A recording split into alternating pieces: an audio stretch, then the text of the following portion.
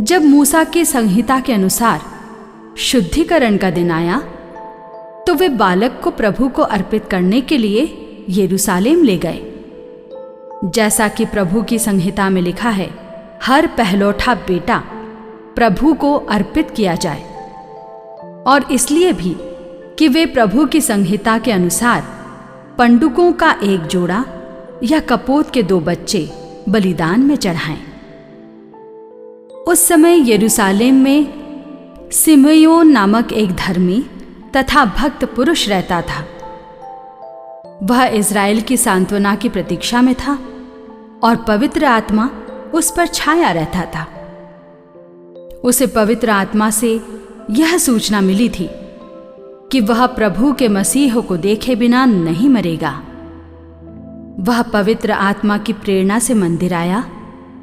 माता पिता शिशु ईसा के लिए संहिता की रीतियां पूरी करने जब उसे भीतर लाए तो सिमयोन ने ईसा को अपनी गोद में ले लिया और ईश्वर की स्तुति करते हुए कहा, प्रभु, अब तू अपने वचन के अनुसार अपने दास को शांति के साथ विदा कर, क्योंकि मेरी आंखों ने उस मुक्ति को देखा है जिसे तूने सब राष्ट्रों के लिए प्रस्तुत किया है।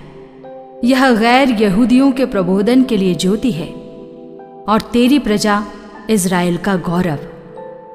बालक के विषय में ये बातें सुनकर उसके माता पिता अचंभे में पड़ गए।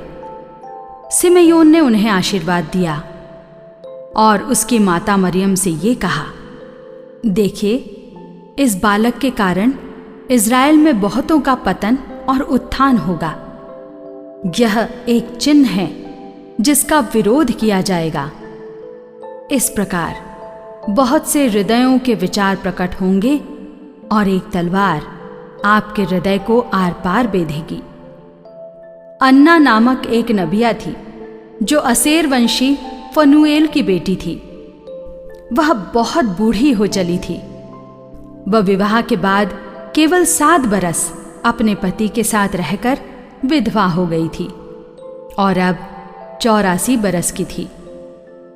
वह मंदिर से बाहर नहीं जाती थी और उपवास तथा प्रार्थना करते हुए दिन रात ईश्वर की उपासना में लगी रहती थी। वह उसी घड़ी आकर प्रभु की स्तुति करने और जो लोग यरूशलेम की मुक्ति की प्रतीक्षा में थे, वह उन सबों को उस बालक के विषय में बताने लगी। प्रभु की संहिता के अनुसार सब कुछ पूरा कर लेने के बाद वे गलीलिया अपनी नगरी नाजरेत लौट गए। बालक बढ़ता गया, उसमें बल तथा बुद्धि का विकास होता गया और उस पर ईश्वर का अनुग्रह बना रहा।